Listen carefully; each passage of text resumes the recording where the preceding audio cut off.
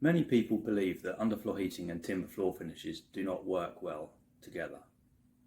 This is a bit of a misconception, and it stems from the fact that there have been several horror stories in the industry where timber floor finishes over underfloor heating have failed, causing very costly replacement. Underfloor heating and timber floor do work well together. There's a few things that you need to know. The most important point is that timber floor manufacturers stipulate a maximum floor surface temperature for their product. Usually this is 27 degrees. And the simplest way to make sure that the floor does not exceed that temperature is to design the control system with a floor sensor, or some people call it a floor probe.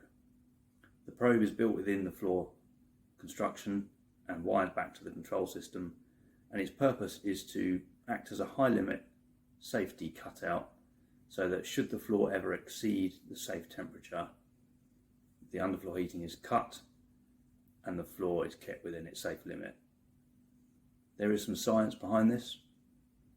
Air temperature, floor surface temperature, and watts per meter output are linked together in a physical relationship, and those three factors need to be carefully taken into account in the underfloor heating design.